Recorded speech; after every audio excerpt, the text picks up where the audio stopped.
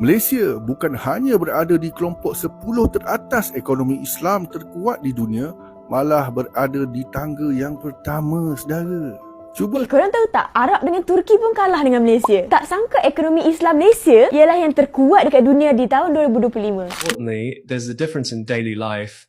In Malaysia, the costs of healthcare, fuel, and daily expenses are very low, and the financial burden on ordinary people is significantly less than in many nominally developed countries. Kita nggak bisa bicara banyak. Tapi yang menariknya, Malaysia berada di peringkat pertama ekonomi syariah terbesar di dunia, mengalahkan Arab Saudi dan Uni Emirat Arab dengan jumlah penduduk muslim yang hanya berjumlah 23 juta penduduk muslim. Ekonomi Regulatory structure, same council system. Malaysia's Malaysia International Islamic Financial Center, established in 2006, still attracts more foreign investment because Global Rankings places above Middle Eastern financial hubs.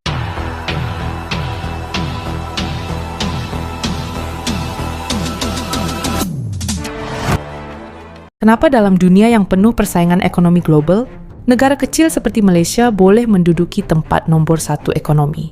Islam dunia selama 11 tahun berturut-turut? Adakah ini sekadar gelaran?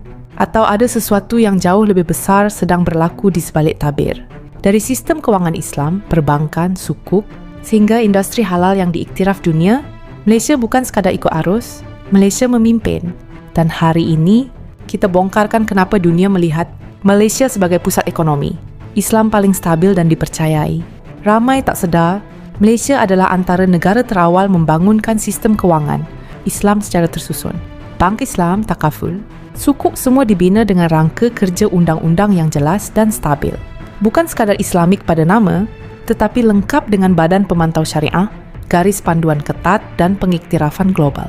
Sebab itu, pelabur dari Timur Tengah, Eropah dan Asia yakin dengan sistem Malaysia. Kepercayaan itulah mata wang sebenar ekonomi. Apa kes ni? Arab Saudi kaya minyak, Qatar pun kaya. Tapi ekonomi Islam? Kejap. Malaysia nombor 1 terkuat di dunia? Jom kita lihat. Korang terasa pelik ke? Negara super kaya pun tak dapat potong Malaysia dalam ekonomi Islam. 11 tahun berturut-turut tau. Bukan setahun 2 tahun. Macam mana negara kecil macam kita ni boleh pukul habis negara Arab? Ramai ingat ekonomi Islam ni tentang duit. Padahal kekuatan sebenar Malaysia bukan pada kekayaan sumber, tapi pada sistem, standard dan governance. Kenapa Malaysia nombor 1 dunia? Standard halal Malaysia paling ketat dan paling diiktiraf global. Banyak negara rujuk piawaian JAKIM. Industri kewangan Islam paling matang dan stabil. Bank-bank kita pun jadi benchmark dunia. Ekosistem syariah lengkap dari makanan halal, pharmaceutical, kosmetik, fashion patuh syariah sampai ke pelancongan. Sebab tu indeks GIEI Malaysia ialah 165.1. Arab Saudi di tempat kedua, UAE di tempat keempat, Turki, Qatar, Pakistan, Jordan. Semuanya bawah skor 80. Ini bukan soal kebetulan, tapi hasil binaan sistem konsisten lebih 1 dekad. Dan masa depan makin cerah menjelang 2030. 540 juta anak muda Muslim dijangka jadi pengguna terbesar dunia. Dengan platform dan pengiktirafan global yang kita ada ni, peluang sedang terbuka luas. Halal tech, halal food, syariah fintech, tourism patuh syariah dan industri bernilai triliun dolar. Sebab itu Perdana Menteri Datuk Seri Anwar Ibrahim tekankan industri halal terus dijadikan pemboleh utama ekonomi dan dimasukkan ke dalam rundingan perdagangan antarabangsa. Apa yang kita boleh belajar sebenarnya tuan-tuan? Kekuatan negara ini bukan pada minyak, tapi pada kekuatan institusi. Negara kecil pun boleh jadi peneraju dunia kalau standardnya mantap dan Malaysia dah buktikan. Renung-renungkan, isu di siar iktibar tersirat. Sekian saja daripada saya Fiknizam. Salam luar biasa. Ramai tak tahu, Malaysia sebenarnya power gila. Ada 4 pencapaian dunia yang letakkan kita di ranking kedua antarabangsa. Yang keempat tu mesti korang rasa macam tak percaya. Pertama, Malaysia adalah pengeluar minyak sawit kedua terbesar dunia. Industri ini bukan kecil, sebab ia sumbang 2.7% kepada KDNK negara. Yes, ini antara tulang belakang ekonomi Malaysia. Kedua, korang tahu tak hutan hujan Malaysia berusia lebih 140 juta tahun? Lebih tua daripada Amazon. Satu-satunya yang lebih tua hanyalah Daintree Forest di Australia. Ketiga, kita juga ada bangunan kedua tertinggi di dunia, Merdeka 118. Ketinggian dia 678.9 meter, memang menggugat langit. Keempat, sebelum tu, kalau korang suka dengan video ni, klik butang love. Kalau korang nak tengok pencapaian pertama Malaysia di mata dunia, jangan lupa bersahabat dengan saya. Korang tahu tak? Malaysia juga ada pusat penerbitan Al-Quran kedua terbesar dunia. Kompleks Nasrul Quran di Putrajaya. Satu pencapaian besar untuk dunia Islam. So guys, Malaysia bukan biasa-biasa. Dalam banyak aspek, kita sebenarnya dah berada di tahap dunia. Kalau bangga jadi rakyat Malaysia, dropkan saya sayang Malaysia kat komen. Did you know Malaysia is one of the most respected Islamic nations in the world? Here's why. Malaysia stands out because of its strong Islamic governance, legal system, and economy.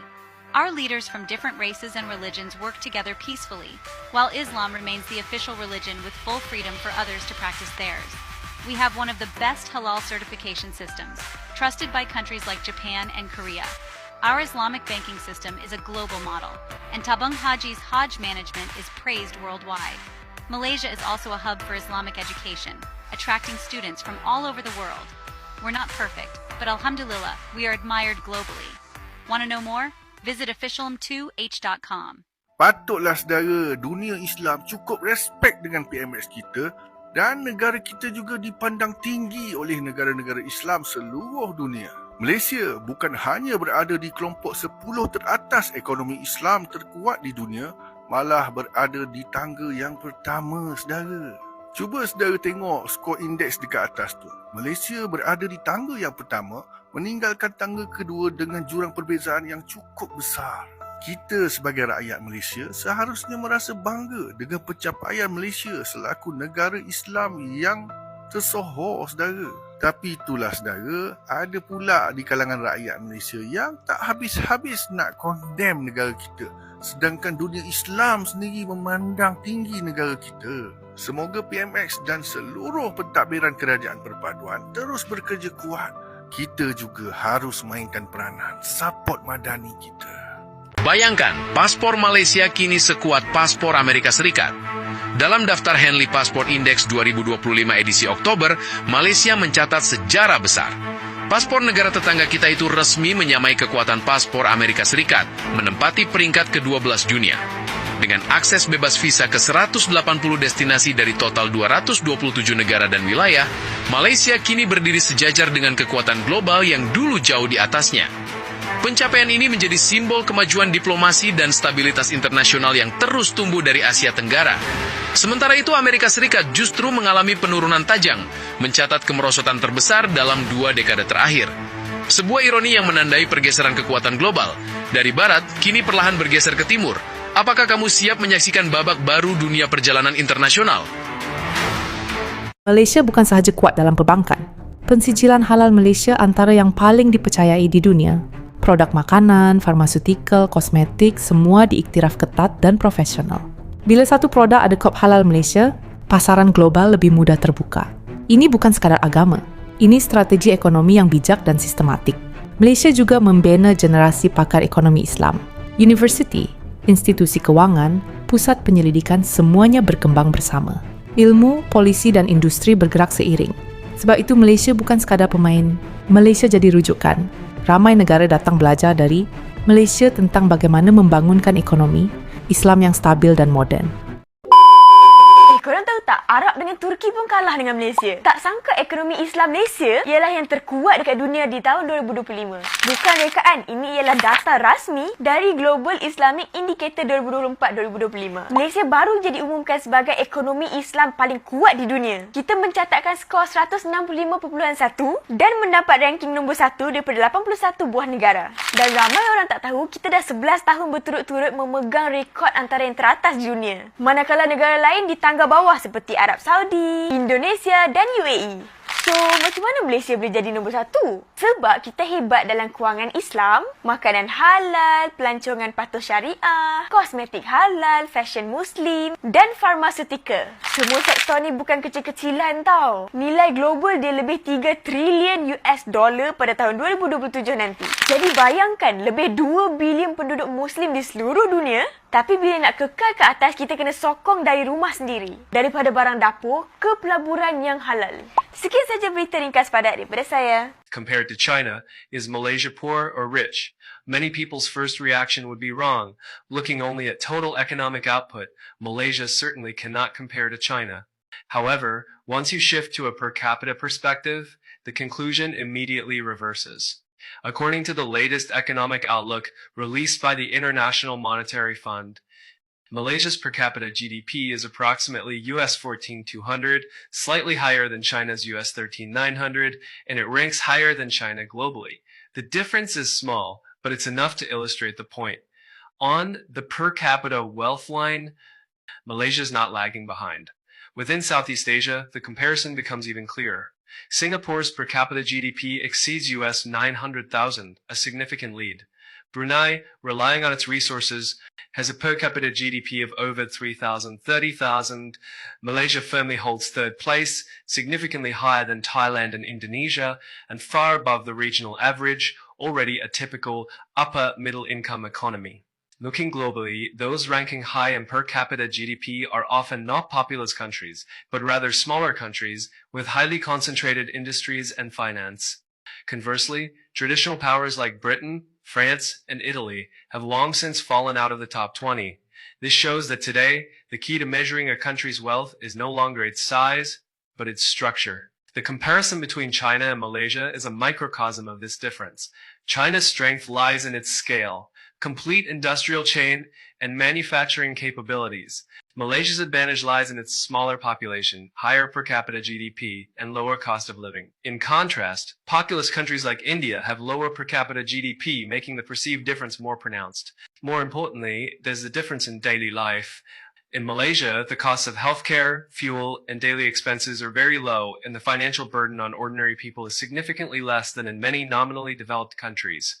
Therefore, the conclusion is simple. Malaysia is not rich in the sense of a large country, but it is indeed rich in the sense of ordinary people's lives, and this is precisely what many countries currently lack. Kenapa ekonomi syariah Indonesia masih kalah dibandingkan Malaysia? Padahal, Indonesia merupakan negara dengan penduduk muslim terbanyak di dunia, sebanyak 244 juta penduduk muslim. Menurut data The Global Islamic Economy Indicator, ekonomi syariah Indonesia berada di peringkat keempat di bawah Malaysia, Arab Saudi, dan Uni Emirat Arab. Arab Saudi dan Uni Emirat Arab memiliki keunggulan di bidang pariwisata halal yang ditopang oleh travel haji dan umroh. Mungkin kalau hal ini kita nggak bisa bicara banyak. Tapi yang menariknya, Malaysia berada di peringkat pertama ekonomi syariah terbesar di dunia, mengalahkan Arab Saudi dan Uni Emirat Arab dengan jumlah penduduk muslim yang hanya berjumlah 23 juta penduduk muslim. Ekonomi syariah Malaysia sangat didukung oleh regulasi dan peran pemerintah yang memudahkan pelaku usaha melalui insentif di industri makanan dan busana halal. Selain itu, mereka juga merupakan pusat keuangan syariah terbesar di Asia dan ketiga di dunia. Maybank Islamic adalah bank syariah terbesar di dunia yang memenangkan penghargaan The Best Islamic Financial Institution di tahun 2024. Bahkan di pasar obligasi syariah,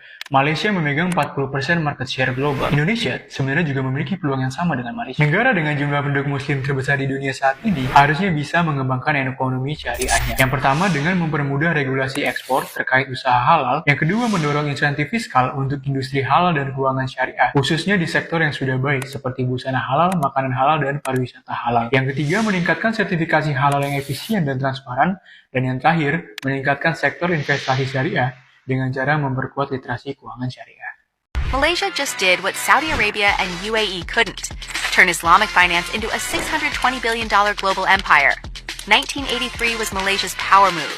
While oil-rich Middle Eastern countries assumed Islamic banking would naturally favor them, we launched Asia's first Islamic Banking Act and built the world's most sophisticated Sharia-compliant financial system. Before they even started, the genius was our dual banking approach. Conventional and Islamic banks operating side by side, with the Sharia Advisory Council ensuring religious integrity. This framework became so successful that Malaysian Islamic finance now controls 18% of global assets at $620 billion, with Islamic banking making up 43% of our total banking loans by 2024. Dubai's response? They literally adopted Malaysia's centralized Sharia governance model after watching us dominate for decades. Same regulatory structure, same council system. Malaysia's Malaysia International Islamic Financial Center, established in 2006, still attracts more foreign investment because global rankings place us above Middle Eastern financial hubs. The ultimate flex, a Southeast Asian country with no oil wealth built better Islamic banking than the birthplace of Islam itself, and now they're copying our system. Malaysia leads Islamic finance. Agree? Jadi, bila Malaysia dinobatkan nombor 1 selama 11 tahun berturut-turut, itu bukan kebetulan. Itu hasil gabungan sistem, disiplin, visi, dan kestabilan. Ekonomi Islam di Malaysia bukan hanya slogan. Ia sudah menjadi struktur sebenar yang menyumbang kepada kestabilan negara. Dan mungkin, inilah sebab dunia mula memandang Malaysia dengan lebih serius. Kalau Malaysia boleh memimpin dalam ekonomi Islam, Apa lagi potensi besar yang dunia belum nampak tentang negara kita? Komen pendapat anda. Dan kalau anda bangga dengan pencapaian Malaysia, kongsikan video ini supaya lebih ramai tahu cerita sebenar di sebaliknya. Arus Story, bukan sekadar melihat, tetapi memahami. Arus Story dari lensa dan cerita. Bukan sahaja dihayati, tapi dipelajari.